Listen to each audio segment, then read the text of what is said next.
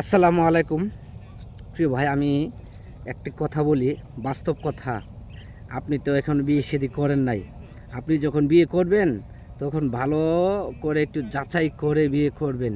আপনি অনেক ছেলেরা আছেন ঘটকের মাধ্যমে বিয়ে করেন। যারা ঘটকের মাধ্যমে বিয়ে করেন, ফট করে মেয়েটাকে সুন্দর দেখে তাকে বিয়ে করার জন্য পাগল হয়ে যাবেন না। অবশ্যই তাকে বিয়ে করার আগে হাতে কিছুদিন সময় নিয়ে আগে পিছনে ভালো করে একটু যাচাই করবেন।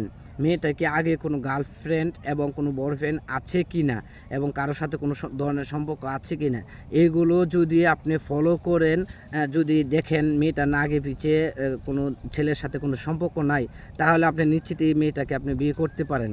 আর না হয়তো যদি দেখেন আপনি এই মেয়েটা অন্য একটি ছেলেকে ভালোবাসে, তারপরও আপনি মেয়ে গার্জিয়ান চাচ্ছে আপনার কাছে বিয়ে দিতে, আপনি যখন বিয়ে দিবেন সেই মেয়েটা যখন বাপের বাড়িতে বেড়াইতে যাবে, বেড়াইতে যাওয়ার পর যখন তার আগের পুরান প্রেমিকার সাথে যখন দেখা হবে, একদিন দুই দিন তিন দিন যখন দেখা হবে, তখন সে কিন্তু তখন অটোমেটিক সে প্রক্রিয়াতে জড়িয়ে যাবে। তো অবশ্যই আপনারা যদি ওই মেয়ের আগে পিছন যদি কোনো সম্পর্ক না থাকে, তাহলে এই মেয়েটাকে নিয়ে সংসার করলে আপনি দেখা গেছে কি যে মানে সম্পর্ক কোনো ছেলের সাথে যদি সম্পর্ক না থাকে বিয়ের আগে, তাহলে ওই মেয়েটা যখন আপনি ছোঁয়া পাবে, তাহলে ওই মেয়েটা সারা জীবন আপনার হয়েই থাকবে। আর বিয়ের আগে যে মেয়ে দেখবেন অতিরিক্ত টাচফোন ইউজ করে এবং বিয়ের আগে বিভিন্ন ছেলেদের সঙ্গে মিশে, তো এইসব মেয়েদেরকে বিয়ে করতে আপনারা একটু সতর্ক থাকবেন এবং ভেবেচিন্তে বিয়ে করবেন। কারণ পরকীয়া, একটি মেয়ের একটি ছেলের সাথে যখন সম্পর্ক থাকে, তখনই কিন্তু পরকীয়ার সৃষ্টি হয়। পরকীয়াতে মানুষ তখনই কিন্তু চলে যায়।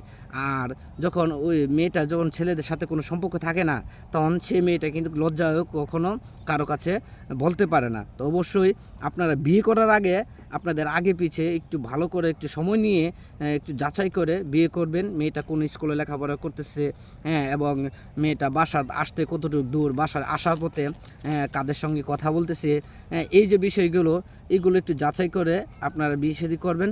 দেখবেন আলহামদুলিল্লাহ আপনি মতন সুখী পৃথিবীতে আর কি হবে না। কিন্তু আপনার পরিবারের কোনো দিন দেখবেন এই যে একটা কলঙ্ক, এই যে পরকীয়াটা এটা একটা বিশাল বড় একটা কলঙ্ক, যেগুলো দেখা গেছে কি আপনার স্পোর্ট যখন আপনার জীবনে যখন একবার একটা স্পোর্ট পড়ে যাবে, বা এটা নিয়ে একজন একটা রপ্পা ফুটে যাবে, তখন ভবিষ্যতে আপনার ছেলে মেয়েরাও কিন্তু বিষয়গুলো শুনতে পারবে এবং জানতে পারবে। তখন কিন্তু আপনি নিজেই লজ্জা পাবেন, তখন কিন্তু আপনি লজ্জা পাবেন। তো অবশ্যই আপনাদের কাছে আমি একটি কথা বলতে চাই লাশমেষ, আপনারা বিয়ে শাদী করার আগে একটু হাতে সময় নিয়ে একটু যাচাই করবেন, করে তারপর বিয়ে শাদী করবেন। তো ভিডিওটি ভালো লাগলে অবশ্যই 10 জনকে দেখার মতো এবং 10 জনকে জানানোর মতো সুযোগ করে দিবেন, আর ভিডিওটি শেয়ার করে দিবেন। আসসালামু আলাইকুম।